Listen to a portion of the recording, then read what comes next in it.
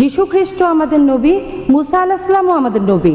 তাহলে সন্ত্রাসী বলতে শুধু মুসলমানদের বোঝানো হয় কেন? 100 বছর আগে অনেক ইন্ডিয়ান তাদের স্বাধীনতার জন্য যুদ্ধ করত, কারণ ব্রিটিশ সরকার ইন্ডিয়া শাসন করত। এই কারণেই মানুষ স্বাধীনতার জন্য যুদ্ধ করত। আজকে ব্রিটিশ সরকার চলে গেছে, তাই কেউ আর স্বাধীনতার জন্য যুদ্ধ করছে না। সেজন্য হতে পারে এই মুসলমানরা হয়রানির শিকার হয়েছে, তাদের উপর অন্যায় করা হয়েছে। আর এই ধরনের ঘটনা পৃথিবীর বিভিন্ন জায়গায় ঘটছে, যেমন প্যালেস্টাইন। যদি আপনি ইতিহাস দেখেন তাহলে আপনি সেখানে দেখুন হিটলার হত্যা করেছিল 60 লক্ষ ইহুদিদের তাড়িয়ে দেওয়া হয়েছিল জার্মানি থেকে। আর তখন প্যালেস্টাইনরা বলেছিল আহলান ওয়া সাহলান, তোমরা আমার জ্ঞাতি ভাই, চলে এসো, আমাদের সাথে থাকো। ব্যাপারটা এরকম যে এক অচেনা লোককে বললাম কোনো অসুবিধা নেই, আমার ঘরে থাকো। কয়েক বছর পর সে আমাকে ঘর থেকে তাড়িয়ে দিল। আর আমি যখন চিল্লাপাল্লা শুরু করলাম ঘরের বাইরে গিয়ে যে এই লোকগুলো আমার ঘর দখল করে নিয়েছে, তখন আপনি আমাকে সন্ত্রাসী বললেন।